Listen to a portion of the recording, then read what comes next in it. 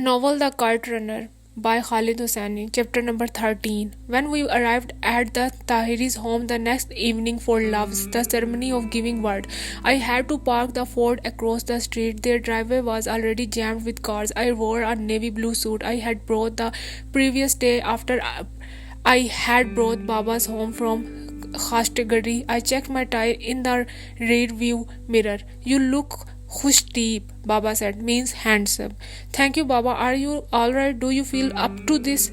Up to this? It is the happiest day of my life, Samir, he said, smiling tiredly. I could hear chatter from the other side of the door, laughter and Afghan music playing softly.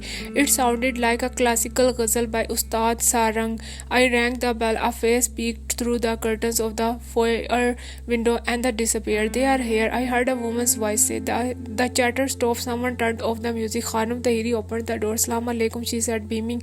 She had permed her hairs. I saw and wore an elegant ankle-length black dress. When I stepped into foyer, her eyes moistened. You are barely in the house and I am crying already, Amir Jan, she said. I planted a kiss on her hand just as Baba had instructed me to do that night before. She led us through a brightly lit hallway to the living room. On the wood-paneled walls, I saw pictures of people who would become my new family. A young, bouffant-haired Khanum Tahiri and the General Nigara falls in the background. Khanum Tahiri in a seamless dress, the General in a narrow lapelled jacket and thin tie, his hair full and black. Suraya about to board a wooden roller coaster, waving and smiling, the sun glinting off the silver wires in her teeth.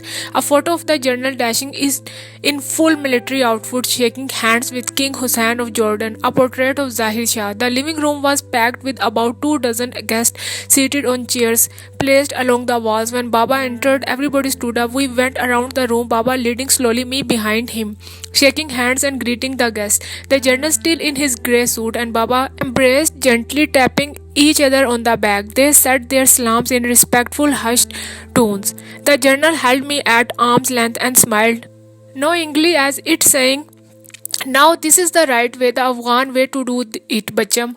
We kissed 3 times on the cheek. We sat in the crowded room, Baba and I next to each other, across from the General and his wife. Baba's breathing had grown a little raised and he kept wiping sweat off his forehead and scalp with his handkerchief.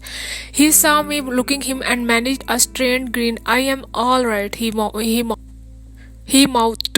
In keeping with tradition, Suraya was not present. A few moments of small talk and idle chatter followed until the General cleared his throat. The room became quiet and everyone looked down at their hands in respect. The General nodded towards Baba.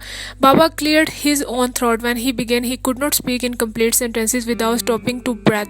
General Sahib, Khanam Jamila Jan, it's with great humility that my son and I have come to your home today. You are honorable people from distinguished and reputable families and proud age. I come with nothing but the utmost ihtaram and the highest regards for your family names and the memory of your ancestors. He stopped, caught his breath, wiped his brow. Amir Jan is my only son, my only child, and he has been good son to me. I hope he proves worthy of your kindness. I ask that you honor Amir Jan and me and accept my son into your family. The General nodded politely. We are honored to welcome the son of a man such as yourself into our family, he said. Your reputations precedes you. I was your humble admirer in Kabul and remained so today. We are honored that your family and ours will be joined. Amir Jan, as for you, I welcome you to my home as a son, as the husband of my daughter, who is the noor of my eye. Your pain will be our pain, your joy our joy. I hope that you will come to see your Khala Jamila and me as second set of parents, and I pray for your and our lovely Saraya Jan's happiness. You both have our blessings.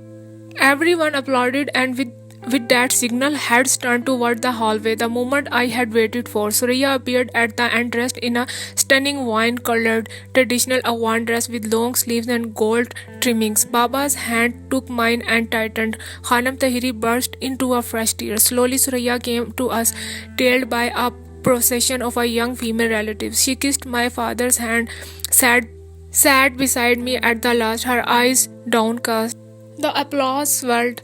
According to the tradition, Suriya's family would have thrown the engagement party, the shirni khori or eating of the sweet ceremony. Then an engagement period would have followed, which would have lasted a few months. Then the wedding, which would be paid for by Baba.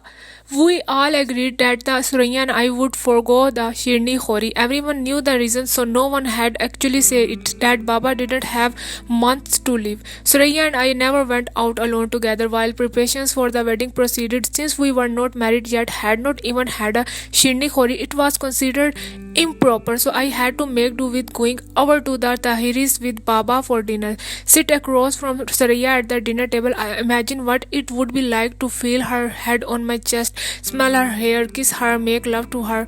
Baba spent $35,000, near the balance of his life savings, on the Arusi, the wedding ceremony. He rented a large Afghan banquet hall in Fremont. The man who owned it knew him from Kabul and gave him a substantial discount. Baba paid for the chilas and matching wedding bands and for the diamond ring I picked out. He bought my tuxedo and my traditional green suit for the nikah, the swearing ceremony, for all the frenzied preparations that went into the wedding night, most of it blessedly by Khanum Tahiri and her friends. I remember only a handful of moments from it. I remember our nikah. We were seated around a table, Suraya and I, dressed in green, the color of Islam but also the color of spring and new beginnings. I wore a suit, Suraya a veiled long-sleeved dress. Baba, General Tahiri and several of Suraya's uncles were also present at the table. Suraya and I looked down, solemnly respectful, casting only sideways glances at each other. The mullah questioned the witnesses and read from the Quran. We said our oaths,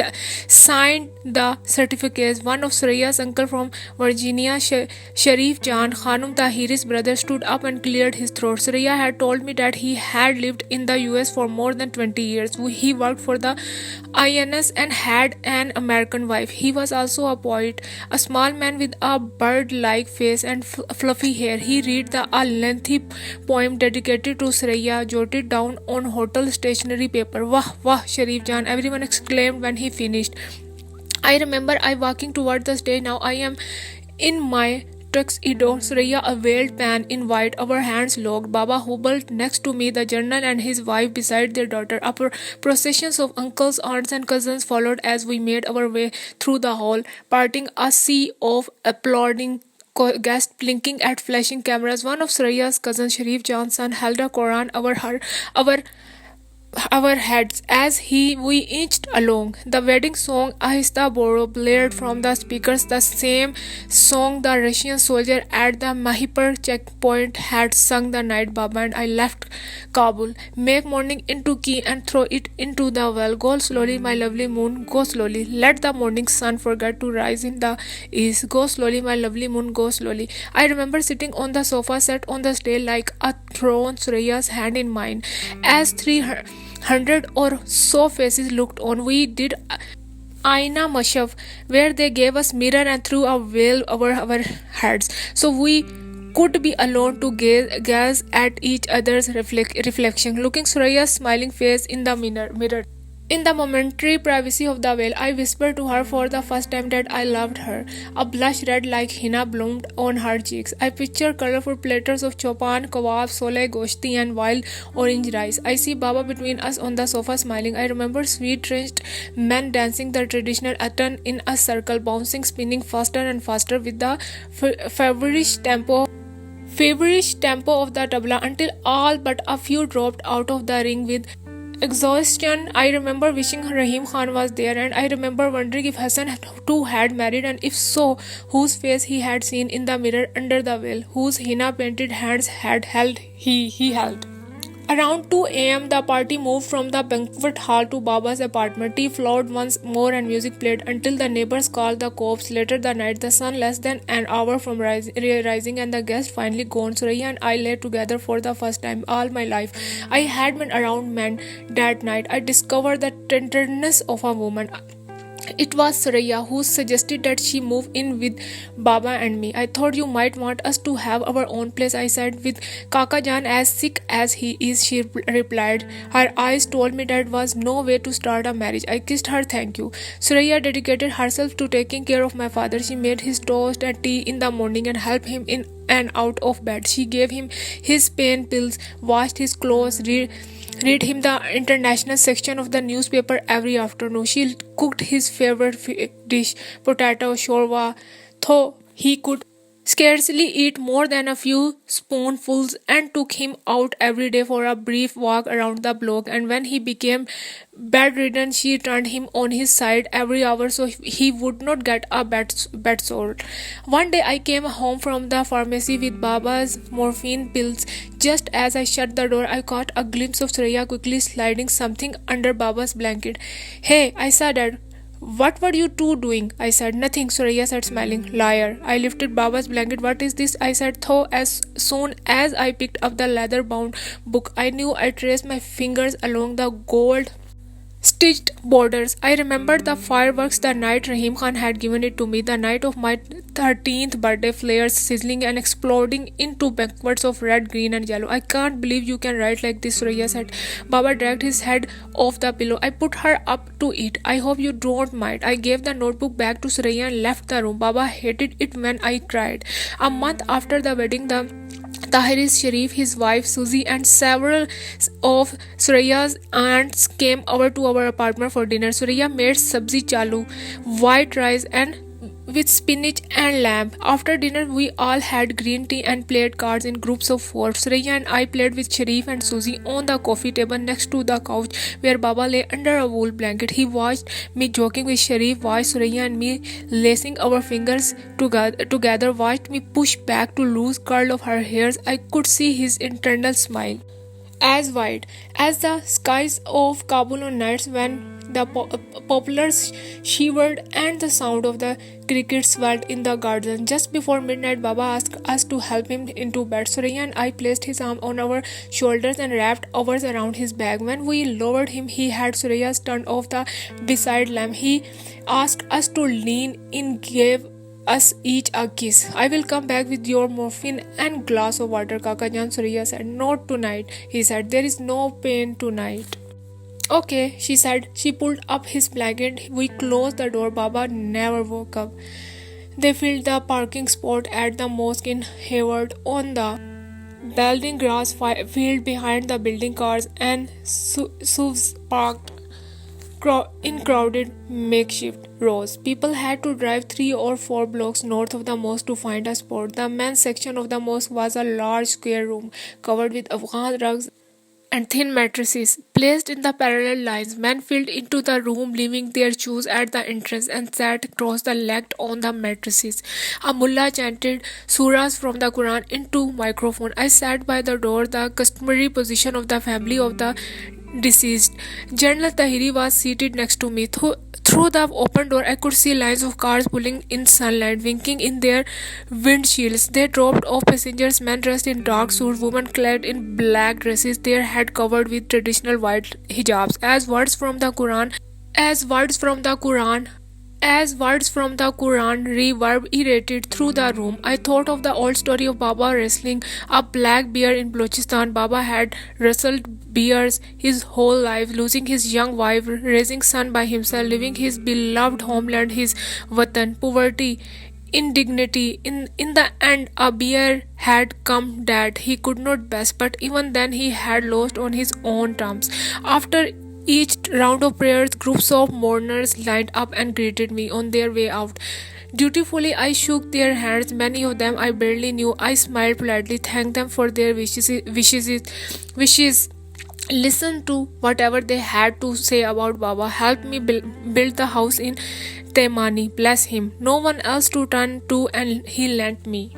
Found me a job, barely knew me, like a brother to me. Listening to them, I realized how much of who I was, what I was, I had been defined by Baba and the marks he had left on people's life. My whole life, I had been Baba's son. Now he was gone. Baba could not show me the way anymore. I would have to find it on my own. The thought of it terrified me. Earlier at the graveside in the small Muslim section of the cemetery, I had watched them lower Baba into the hole. The mullah and another man got into an argument over which was the correct ayat of the Quran to recite at the graveside. It might have turned ugly had General Tahiri not intervened.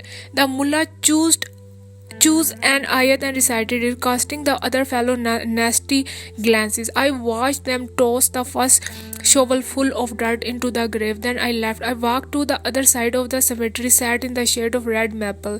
Now the last of the mourners had paid their respect, and the mosque was empty, save for the mullah unplugging the microphone and wrapping his Quran in green cloth. The general and I stepped out into late afternoon sun. We walked down the step past men smoking in clusters. I heard snippets of their conversations, a soccer game in Union City next weekend, a new Afghan restaurant in Santa Clara, life moving on, already leaving Baba behind. How are you, Bacham? General Tahiri said. I gritted my teeth, bit back the tears that had threatened all day. I am going to find Suraya, I said. Okay. I walked to the woman's side of the mosque. Suraya was standing on the step with her mother and a couple of ladies I recognized vaguely from the wedding. I motioned to Suraya. She said something to her mother and came to me. Can we walk? I said sure. She took my hand. We walked in silence down a windy gravel path lined by a row of low hedges. We sat on the bench and watched an elderly couple kneeling beside a grave a few rows away and placing a bouquet of daisies by the headstone. Suraya, yes, I am going to miss him. She put her hand on my lap. Baba's chilla glinted on her ring finger. Behind her, I could see Baba's mourners driving away on Mission Boulevard. Soon we will leave too. And for the first time ever, Baba would be all alone. Suraya pulled me to her and the tears finally came.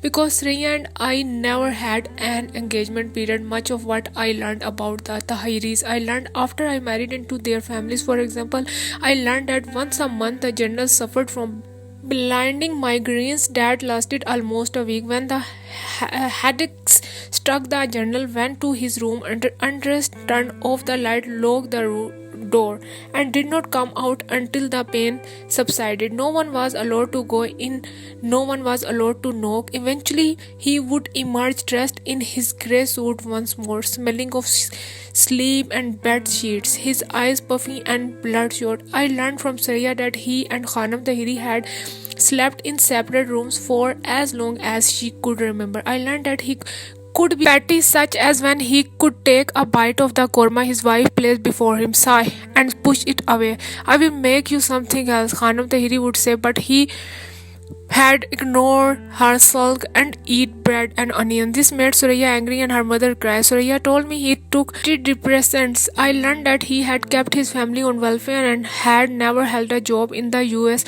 preferring to cash government-issued checks than degrading himself with work unsuitable for a man of his stature. He saw the flea market only as hobby, a way to socialize with his fellow Afghans. The general believed that sooner or later Afghanistan would be freed, the monarchy restored, and his services would once again be called upon. So every day he donned his grey suit, wound his pocket watch, and waited. I learned that Khanum Tahiri, whom I call Khala Jamila now, had once been famous in Kabul for her enchanting singing voice. Though she had never sung professionally, she had the talent to. I learned she could sing folk songs, ghazals, even raga, which was usually man's domain. But as much as the general appreciated listening to music, he owned, in fact, a considerable collection of classical ghazal tapes by Afghan and Hindi singers. He believed the performing of it best left the doors with lesser reputations. That she never sing in public had been one of the general's conditions when they had married. Suraya told me that her mother had wanted to sing at our wedding only one song, but the general gave her one of his looks and the matter was buried. Khala Jamila played the lotto once a week and watched Johnny Carson every night. She spent her days in the garden tending to her roses, geraniums, potato vines, and orchids. When I married Suraya, the flowers and Johnny Carson took a backseat. I was the new delight in Khala Jamila's life. Unlike the General's guarded and diplomatic manners, he did not correct me when I continued to call him General Sahib. Khala Jamila made no secret of how much she adored me. For one thing, I listened to her impressive list of melodies, something the General had long turned a deaf ear to. Suraya told me that ever since her mother's stroke, every flutter in her chest was a heart attack. Every aching joint, the onset of rheumatoid arthritis, and every twitch of the eye another stroke. I remember the first time Khala Jamila mentioned a lump in her neck to me. I will skip school tomorrow and take you to the doctor, I said, to which the general smiled and said, then you might as well turn in your books for good, Bacham. Your Khala's medical charts are like the works of Rumi. They come in volumes. But it was not just that she had found an audience for her monologues of illness. I firmly believed that if I had picked up a rifle and gone on murdering rampage, I would have still had the benefit of her unblinking love, because I had rid her heart of its gravest malady. I had relieved her of the greatest fear of every Afghan mother, that no honorable Khastikar would ask for her daughter's hand, that her daughter would age alone, husbandless, childless. Every woman needed a husband, even if he did silence the song in her. And from Suraya, I learned the detail of what had happened in Virginia. We were at wedding. Suraya's uncle Sharif, the one who worked for the INS, was marrying his son to an Afghan girl from the New York. The wedding was at the same hall where 6 months prior, Suraya and I had our arusi. We were standing in a crowd of guests watching the bride accept ring from the groom's family when we overheard two middle-aged women talking their backs to us. What a lovely bride, one of them said. Just look at her. She makbul like the moon. Yes, the other said, and pure too. Virtuous. No, my friends, I know. I tell you that boy did well not to marry his cousin. Suraya broke down on the way home. I pulled the Ford off to the curb, parked under a streetlight on Fremont Boulevard. It's alright, I said, pushing back her hair. Who cares? It's so fucking unfair, she barked. Just forget it. Their sons go out to nightclubs looking for meat and get their girlfriends pregnant. They have kids out of wedlock and no one says a goddamn thing. Oh, they are just men having fun. I make one mistake and suddenly everyone is talking Naj and Namus, and I have to have my face rubbed in it for the rest of my life. I wiped a tear from her jawline just above her birthmark with the pad of my thumb. I did not tell you, Surya said, dabbing at her eyes, but my father showed up with gun that night. He told him that he had 2 bullets in the chamber, one for him and one for himself. If I didn't come home, I was screaming, calling my father all kinds of names, saying he could not keep me locked up forever, that I wished he were dead. Fresh tears squeezed out between her lids. I actually said that to him, that I wish he were dead. When he brought me home, my mother threw her arms around me and she was crying too. She was saying things, but I could not understand any of it because she was slurring her words too badly. So my father took me up to my bedroom and sat me in front of the dresser mirror. He handed me a pair of scissors and calmly told me to cut off my all hairs. He watched while I did it. I didn't step out of the house for weeks, and when I did, I heard whispers or imagined them everywhere I went. That was 4 years ago, and they're 1,000 miles away, and I am still hearing them. Fuck them, I said. She made a sound that was half sob, half laugh. When I told you about this on the phone the night of Khastigari, I was sure you would change your mind. No chance of that, Suraya. She smiled and took my hand. I am so lucky to have found you. You are so different from every Afghan guy I have met. Let's never talk about this again, okay? Okay, I kissed her cheek and pulled away from the curb. As I drove, I wondered why I was different. Maybe it was because I had been raised by men. I had not grown up around women and had never been exposed firsthand to the double standard with which Ivan's society sometimes treated them. Maybe it was because Baba had been such an unusual Afghan father, a liberal who had lived by his own rules, a maverick who had disregarded or embraced social customs or had been fit. But I think a big part of the reason I did not care about Suraya's past was that I had one of my own. I knew all about regret. Shortly after Baba's death, Suraya and I moved into one bedroom apartment in Fremont, just a few blocks away from the General and Khala Jamila house. Suraya parents bought us a brown leather and couch and a set of Mikasa dishes as housewarming presents. The General gave me an additional present, a brand new IBM typewriter. In that box, he had slipped a note written in Farsi. Amir Jan, I hope you discover many tales on these keys. General Iqbal Tahri. I sold Baba's VW bus, and to this day I have not gone back to the flea market. I would drive to his gravesite every Friday, and sometimes I would find a fresh bouquet of freesias by the headstone, and no, Suraya had been there too. Suraya and I settled into routines and minor wonders of married life. We shared toothbrushes and socks, passed each other the morning paper. She slept on the right side of the bed. I preferred the left. She liked fluffy pillows. I liked the hard ones. She ate her cereal dry like a snack and chased it with milk. I got my acceptance at San Jose State that summer and declared an English major. I took on a security job swing shift at a furniture warehouse in Sunnyvale. The job was dreadfully boring, but its saving grace was a considerable one. When everyone left at 6 p.m. and shadows began to crawl between aisles of plastic covered sofas piled to the ceiling, I took out my books. Studied it. It was in the pine sol scented office of that furniture warehouse that I began my first novel. Suraya joined me at San Jose State the following year and enrolled to her father's chagrin in the teaching track. I don't know why you are wasting your talent like this, the General said one night over dinner. Did you know, Amir Jan, that she earned nothing but A's in high school? He turned to her. An intelligent girl like you could become a lawyer, a political scientist, and inshallah, when Afghanistan is free, you could help write the new constitution. There would be a need for young talent Afghans like you. They might even offer you ministry position given your family name. I could see Suraya's holding back, her face tightening. I am not a girl, Padar. I am a married woman. Besides, they would need teachers too. Anyone can teach. Is there any more rice, mother?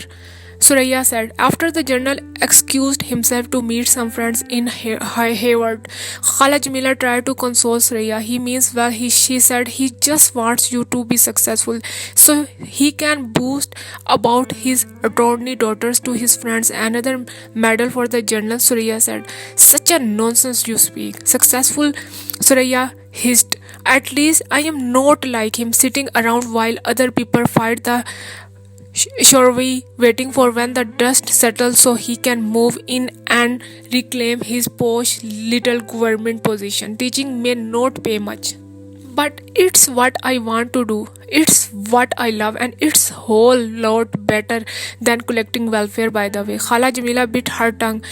If he ever hears you saying that, he will never speak to you again. Don't worry, Suraya snapped, tossing her napkin on the plate. I won't bruise his precious ego. In the summer of 1988, about 6 months before the Soviets withdrew from Afghanistan, I finished my first novel, a father-son story set in Kabul, written mostly with the typewriter the General I had given me.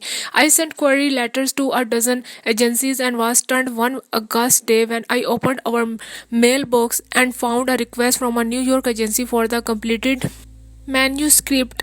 I mailed it the next day. Suraya kissed the carefully wrapped manuscript and Khala Jamila insisted we pass it under the Quran. She told me that she was going to do nazar for me, a woo, to have a sheep slaughtered and the meat given to the poor if my book was accepted. Please, no nazar, Khala Jan, I said, kissing her face. Just do zakat, give the money to someone in need. Okay, no sheep killing. 6 weeks later, a man named Martin Greenwald called from New York and offered to represent me. I only told Suraya about it, but just because I have an agent doesn't mean I will get published. If Martin sells the novel, then we will celebrate. A month later, Martin called and informed me I was going to be a published novelist. When I told Suraya, she screamed. We had a celebration dinner with Suraya's parents that night. Khala Jamila made kofta, meatballs, and white rice and white firni. The General sheen of moisture in his eyes said that he was proud of me. After General Tahiri and his wife left, Suraya and I celebrated with an expensive bottle of Merlot. I had both on the way home. The General did not approve of women drinking alcohol, and Suraya did not drink in his presence. I am so proud of you, she said, raising her glass to mine. Kaka would have been proud too, I know. I said, thinking of Baba, wishing he could have seen me. Later that night, after Suraya fell asleep, wine always made her sleepy. I stood on the balcony and breathed in the cool summer air. I thought of Rahim Khan and the little note of support he had written me after he had read my first story. And I thought of Hassan. Someday, inshallah, you will be a great writer, he had said once, and people all over the world will read your stories. There was much goodness in my life, so much happiness. I wondered whether I deserved any of it. The novel was released in the summer of that following year, 1989, and the publisher sent me a 5 city book tour. I became a minor celebrity in the Afghan community. That was the year that the Shoravi completed their withdrawal from Afghanistan. It should have been a time of glory of Afghans. Instead, the war raged on this time between Afghans, the Mujahideen, against the Soviet puppet government of Najibullah, and Afghan refugees kept flocking to Pakistan. That was the year that the Cold War ended, the year the Berlin Wall came down. It was the year of Tiananmen Square. In the midst of it all, Afghanistan was forgotten, and General Tahiri, whose hopes had stayed awake after the Soviet pulled out, went back to winding his pocket watch. That was also the year that Surya and I began trying to have a child. The idea of fatherhood unleashed a swirl of emotions in me. I found it frightening, invigorating, daunting, and exhilarating, all at the same time. What sort of father would I make? I wondered. I wanted to be just like Baba, and I wanted to be nothing like him. But a year passed and nothing happened. With each cycle of blood, Suraya grew more frustrated, more impatient, more irritable. By then, Khala Jamila's initially subtle hints had become overt, as in Khodiga. So, when I am going to sing Aloha for my little Nawasa, the journal ever the Pashtun never made any queries, doing so mean, alluding to a sexual act between his daughter and a man, even if the man is in question had been married to her for over 4 years. But his eyes perked up when Khala Jamila teased us about a baby. Sometimes it takes a while. I told Suraya one night, a year isn't a while, Amir, she said in a terse voice so unlike her. Something wrong, I know it. Then let's see a doctor. Dr. Rosen, a round bellied man with a plump face and small even teeth, spoke with a faint Eastern European accent, something remotely Slavic. He had a passion of trains. His office was littered with books about the history of railroads, model locomotives, paintings of trains trundling on tracks through the green hills and over bridges. A sign above his desk read, "Life is a train, get on board." He laid out the plan for us. I would get checked first. Men are easy, he said, fingers tapping on his mahogany decks. A man's plumbing is like his mind, simple, very few surprises. You ladies, on the other hand, well, God put a lot of thought into making you. I wondered if he fed that bit about the plumbing to all of his couples. Lucky us, Suraya said. Dr. Rosen laughed. It fell a few notches short of genuine. He gave me a lab slip and a plastic jar, handed Suraya, requested for some routine blood test. We shook heads. Welcome abroad, he said as he showed us out. I passed with flying colors. The next few months were a blur of tests on Suraya. Basal body temperatures, blood tests for every conceivable hormone, urine test, something called a cervical mucus test, ultrasound, more blood test, more urine test. Suraya underwent a procedure called a hysteroscopy. Dr. Rosen inserted a telescope into Suraya's uterus and took a look around. He found nothing. The plumbing clears, he announced, snapping off his latex gloves. I wished he could stop calling it that. We were not bathrooms. When the tests were over, he explained that he could not explain why we could not have kids. And apparently that was not so unusual. It was called explained infertility. Then came the treatment phase. We tried to drug called clomiphene and HMG, a series of shots which Surya gave to herself. When these failed, Dr. Rosen advised in vitro fertilization. We received a polite letter from our HMO wishing us the best of luck, regretting they could not cover the cost. We used the advance I had received for my novel to pay for it. IVF proved lengthy, meticulous, frustrating, and ultimately unsuccessful. After months of sitting in waiting rooms reading magazines like Good Housekeeping and Reader's Digest, after endless paper gowns and cold, sterile exam rooms lit by fluorescent lights, the repeated humiliation of discussing every detail of our sex life with a total stranger, the injections and probes and specimen collections. We went back to Dr. Rosen and his trains. He sat across from us, tapped his desk and with his fingers and used the word adoption for the first time. Surya cried all the way home. Surya broke the news to her parents the weekend after our last visit with Dr. Rosen. We were sitting on picnic chairs in the Tahiri's backyard, grilling trout and sipping yogurt dough.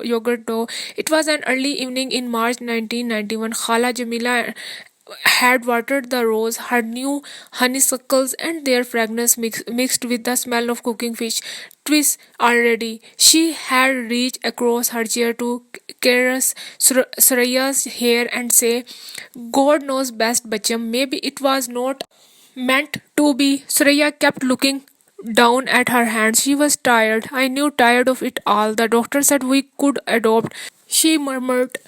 General Tahiri had snapped up at this. He closed the barbecue lid. He did. He said it was an option, Surya said. We had talked at home about adoption. Surya was ambivalent at best. I know it's silly and maybe vain, she said to me on the way to her parents' house, but I can't help it. I have always dreamed, but I could hold it in my arms and know my blood dad fed it for 9 months. That I would look in its eyes one day and be startled to see you or me. That the baby would grow up and have your smile or mine. Without that, is that wrong?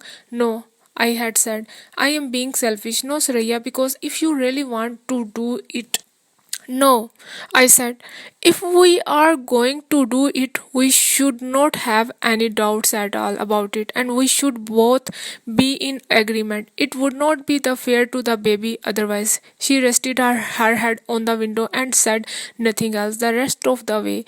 Now the journal sat beside her. Bacham, this adoption thing, I am not so sure it's for us Afghans. Surya looked at me tiredly and sighed. For one thing, they grow up and want to know who their natural parents are, he said. Nor can you blame them. Sometimes they leave the home in which you labored for years to provide for them, so they can find the people who gave them life. Blood is powerful thing, Bacham. Never forget that. I don't want to talk about this anymore, Surya said. I will say one more thing, he said. I could tell he was getting wrapped up. We were about to get one of the journal's little speeches. Take Amir Jan here. We all knew his father. I know who his grandfather was in Kabul and his great grandfather before him. I could sit here and trace generation of his ancestors for you if you asked. That's why when his father God give him peace came custody, I didn't hesitate, and believe me, his father would not have agreed to ask for your hand if he didn't know whose descendant you were. Blood is a powerful thing, Bacham, and when you adopt, you don't know whose blood you are bringing into your house. Now, if you were American, it would not matter. People here marry for love, family name, and ancestry never even come into equation. They adopt that way too. As long as the baby is healthy, everyone is happy. But we are Afghans, Bacham. Is the fish almost ready? General Tahiri's eyes lingered on her. He patted her knee. Just be happy you have your health and a good husband. What do you think, Amin Jan? Khala Jamila said. I put my glass on the ledge where a row of her potted geraniums were dripping water. I think I agree with General Sahib. Reassured, the general nodded and went back to the grill. We all had our reasons for not adopting. Surya had hers, the general his, and I had this. That perhaps someone somewhere had decided to deny my fatherhood for the things I had done. Maybe this was my punishment, and perhaps justly so. It was not meant to be, Khala Jamila had said, or maybe it was meant not to be. A few months later, we used the advance for my second novel and placed a down payment on a pretty two-bedroom Victorian house in San Francisco's Bernal Heights. It had a peaked roof, hardwood floors, and a tiny backyard which ended in a sun deck and a fire pit.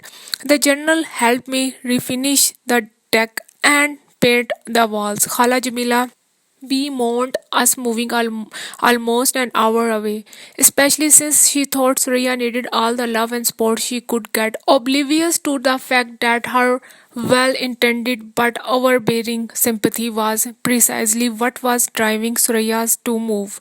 Sometimes Surya's sleeping next to me, I lay in bed and listened to screen door swinging open and shut with the breeze, to the crickets chirping in the yard, and I could almost feel the emptiness in Sraya's womb, like it was a living, breathing thing. It had seeped into our marriage, that emptiness into our laughs and our love making, and late at night in the darkness of our room. I could feel it rising from Saraya and settling between us, sleeping between us like a newborn child.